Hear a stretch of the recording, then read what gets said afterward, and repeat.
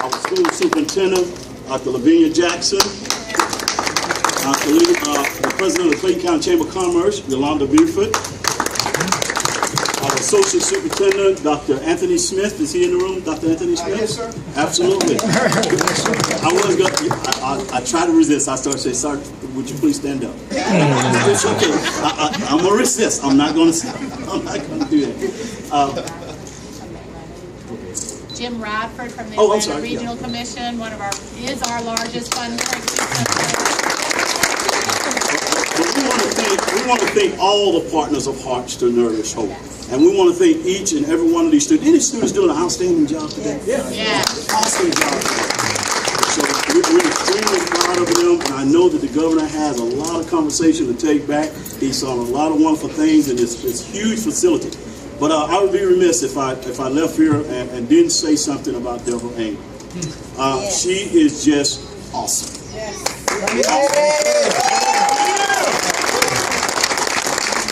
I work with a lot of nonprofits in this community, and I tell you, no one works harder than Deborah in making things happen. There are people who talk about making things happen, and there are people who make things happen. And Deborah is one of those people who make things happen. So Deborah, you did a wonderful job. I'm sure the governor will let you know that.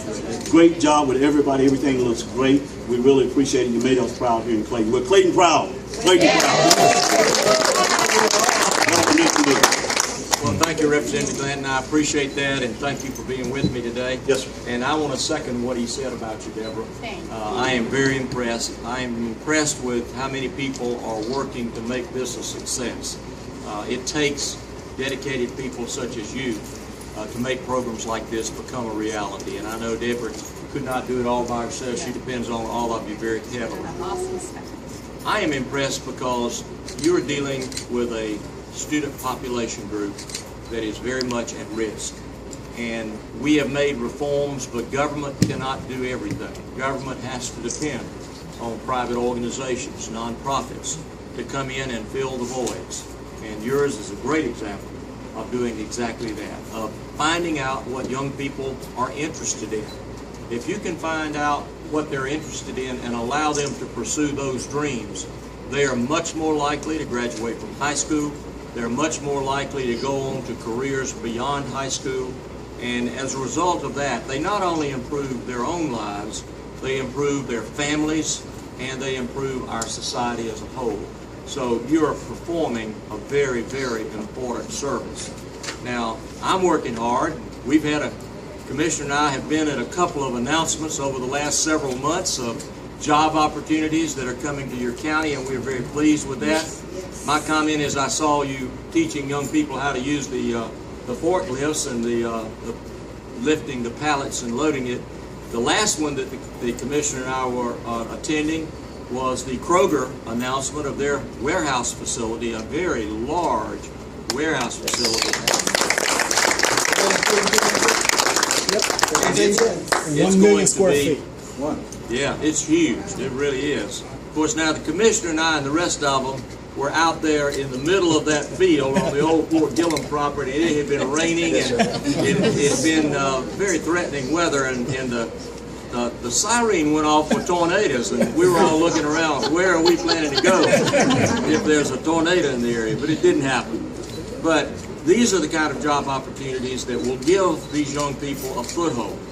They may not stay as a forklift operator, but if they get a chance to start, to earn some money, to get their foot in the door and see what private business is all about, and see that they can be rewarded for hard work, they can then move wherever they want to up the economic ladder.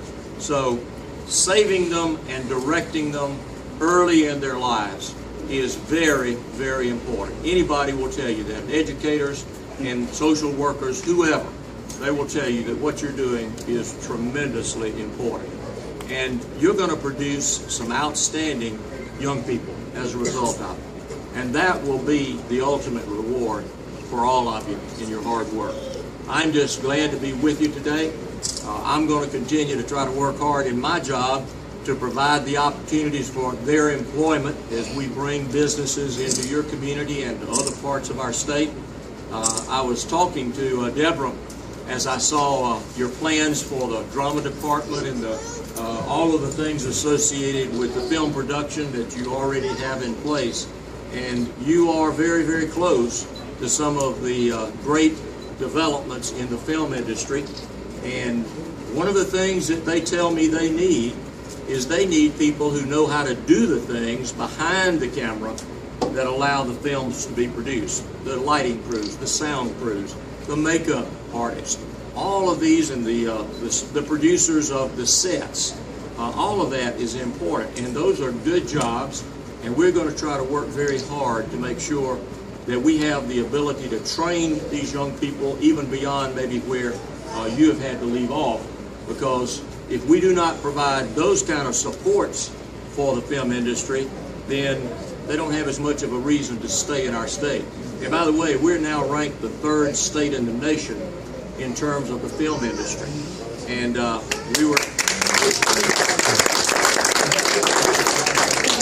has about a $5.1 billion capital effect, positive capital effect on the state of Georgia's economy. And it's growing. Just last week, North Carolina decided not to renew their tax credits for their film industry. I believe what that means is you're going to see whatever was in North Carolina, and they have been one of the top-ranked states. I think you're going to see them migrating to Georgia. To use Tyler Perry's language, as we met with him at his studio several months ago, he said, you know, every time I bring somebody from Los Angeles to do a film or a television show here in Georgia, they don't want to go back. He said, they like us so well here, I'm going to dry up Los Angeles. So we're well on our way. In fact, California is so worried about it that they have now instituted a tax credit to try to keep them from leaving and coming to Georgia. So we're doing a lot of things right in that area. And I think there's a lot of talent in the young people here. I think that is a venue that will offer great opportunities for them, either in front of the camera or behind the camera. They're all good jobs. Thank you for allowing me to visit with you today. I pledge to continue to work in cooperation with your local officials and with you in the private sector. It does take all of us working together to try to make a difference. And I thank you for the fact that you are working together to make a difference. Thank you.